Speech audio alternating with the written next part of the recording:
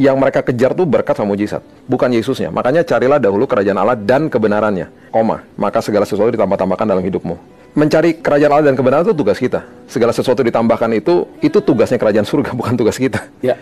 Jadi ketika kita melakukan hal itu, kata ditambahkan itu malahan artinya bisa dimultiplikasi, menjadi magnet, semuanya akan datang sendiri kepada kita. Kita ini, yang perlu kita pahami adalah begini, yang saya selalu sampaikan kepada jemaat begini, kita ini adalah pengelola, bukan pemilik. Harta, jabatan, status, apapun yang melekat sama kita, itu bukan punya kita. Mazmur 24 ayat yang pertama mengatakan, apapun yang ada di bawah langit adalah milik kerajaan surga, milik Tuhan, milik the property of heaven. Jadi apapun yang kita punya dalam hidup ini, yang kita pikir kita punya, itu hanya pinjaman yang dipinjamkan sama kerajaan surga untuk dikelola. Makanya ada Matius 25 dikatakan, diberikan talenta 5, 2, dan 1 sesuai dengan kesanggupannya. Kalau kita sanggupnya 1, sanggupnya 2, ya dititipkannya 2 dan harus dikelola.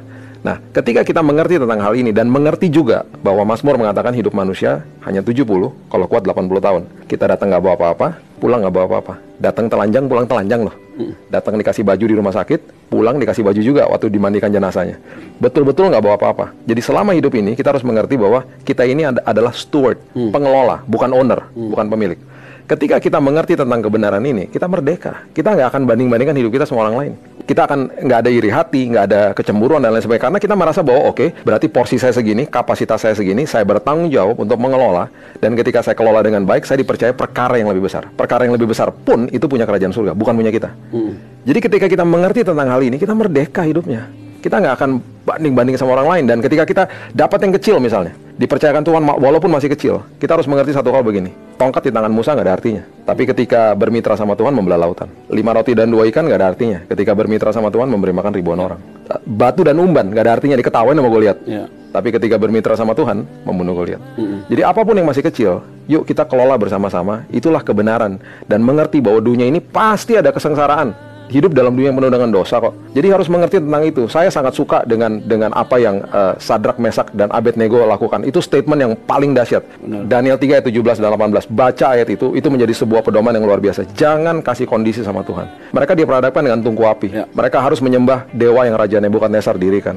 Pernyataan mereka cuma begini, kami tahu bahwa Tuhan kami sanggup menolong kami, melepaskan kami dari tungku api. Kita kalau baca di sekolah minggu kan kita udah tahu ujung-ujungnya kan disertai sama malaikat Tuhan. Mereka mana tahu, mati dibakar hidup-hidup loh. Tapi pernyataan mereka yang luar biasa, mereka katakan begini.